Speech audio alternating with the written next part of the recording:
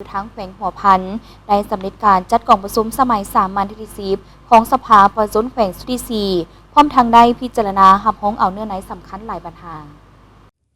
กองประชุมสมัยสามัญที่10ของสภาประชาชนแขวงหัวพันสุทธิสีได้ดำเนินมาเป็นเวลา3วันเต็มและได้อัดลงด้วยผลสำเร็จตามจุดประสงค์ระดับขั้นหมายที่วางไว้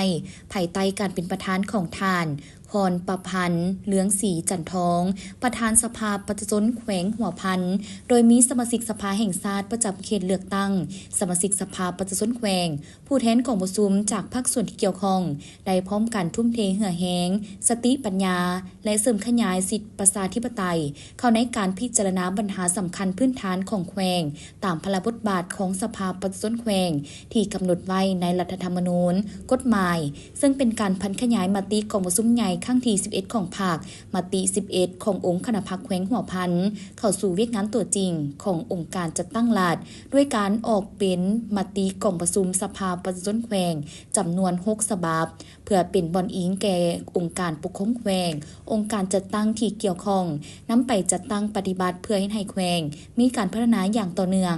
สืบต่อเสถียรภาพทางด้านการเมืองอย่างหนักแน่นสังคมมีความสงบและมีความเป็นระเบียบเรียบร้อยเศรษฐกิจสืบต่อขยายตัวในทางบวกชีวิตการเป็นอยู่ของประชาชนบรรดาเผ่าในทั่วแขวงได้รับการปรับปรุงให้ดีขึ้นเทื่อละก้าว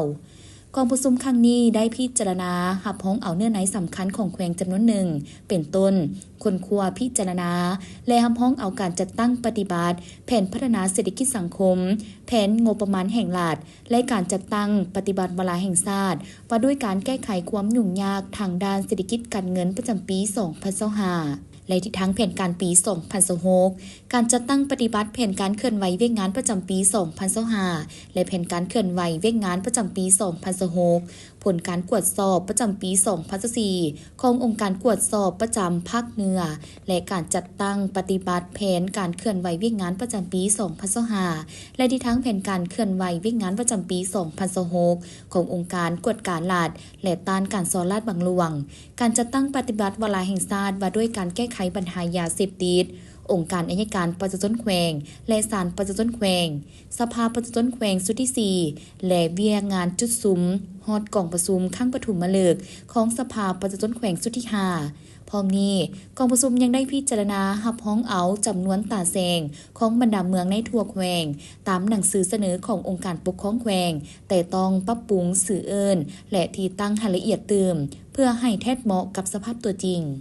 ผลสำเร็จของกองประชุมสมัยสามัญที่10ของสภาประชาชนแขวงหัวพันสุทธิสีครั้งนี้แม้นมักผลรวมศูนย์สติปัญญาสิทธิประชาธิปไตยก็คือผลการยกสูงความรับผิดชอบของทางด้านการเมืองของบรรดาทานสมาชิกสภาแห่งชาติประจำเขตเลือกตั้งสมาชิกสภาประชาชนแขวงการตัดสินใจสูงขององค์การปกครองแขวงองค์การอำนาจรัฐที่เกี่ยวข้องที่มีความพยายามและมีมาตรการตัวจริงในการแก้ไขความยุ่งยากทางด้านเศรษฐกิจการเงินให้ตกไปเทื่อละก้าวเพื่อสร้างความเชื่อมั่นของประชาชน